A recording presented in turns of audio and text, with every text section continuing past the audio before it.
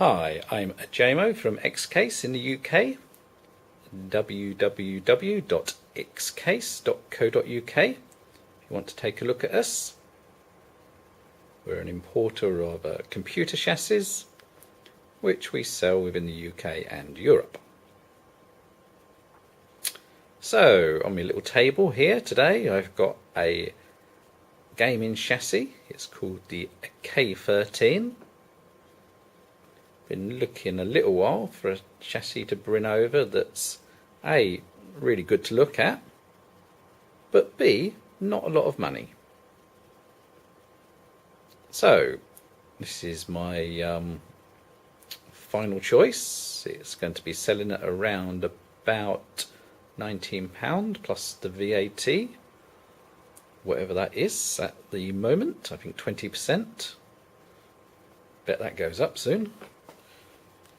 Anyway, so it's a gaming chassis. It looks pretty cool. It's not a lot of money. I'll go over some features. Looking at the front here, we've got these four meshed 5.25 bays for things like CD-ROMs.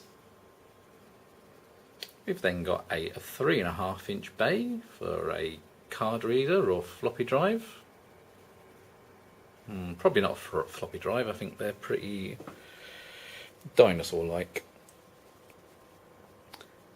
Going down to the bottom of the chassis, we've got this meshed effect going on still. Nice little lights up there. And behind this front meshed part, we do have a red 120mm fan. Nice little red LED fan. Going up to the top of the chassis, we've got the USB and audio, reset button, power buttons here, these light up, and it's a nice little area also to plop your iPod or whatever it is that you're using. Now, looking at the side, oh yeah, just to mention, that front panel is really quite nice. Looking at the side, you'll see that the design sort of carries on to the panel. Nice little red stripe there. And behind this meshed side panel, we do have a larger 140mm red LED fan.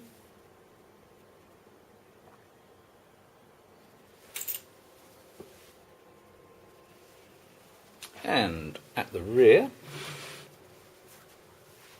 red in colour but not an LED fan, we have an 80mm. So 3 fans all included for your 20 odd pound.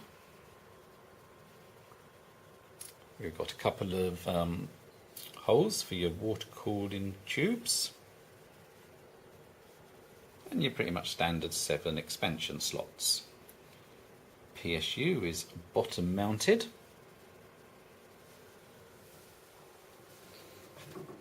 So let's have a look over this side first of all. I'll take this panel off.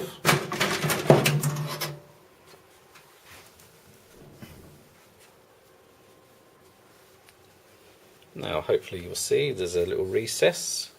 This is where you'd put the plate under your motherboard if you've got one of the higher end CPU coolers. There's also these holes here so you can hide your cable in between the back of the motherboard and the side panel. It's not a screwless design, we didn't really want to add that to the costs. So you do use just standard screws for your CD-ROMs etc. and your hard drives, but screws work well. Sometimes I think they work better. So let's take the other side panel off. You'll see the included 140mm red LED fan. And internally it's nothing exciting, it is all black. You'll see the front 120mm LED fan.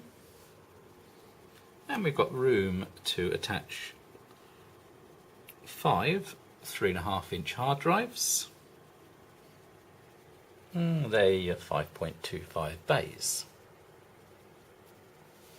Now, construction wise, for the money, it's actually quite solid. I've certainly built with much lesser quality chassis which cost more, so I think it's a decent bit of kit.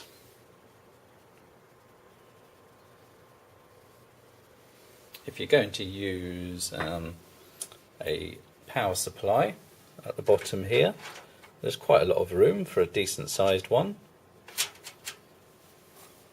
And again, for a video card, you've got quite a lot of room. I've measured it up already. It's around about 10.5 inches maximum, which okay doesn't get you into the territory of the really high-end £300 type video cards, but presumably you're not going to spend £20 on a case if you're going to be buying one of those.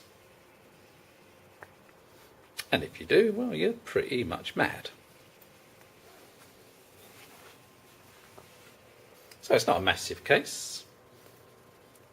It's just got the room required for a standard ATX motherboard, a micro ATX motherboard, and you can even use an ITX.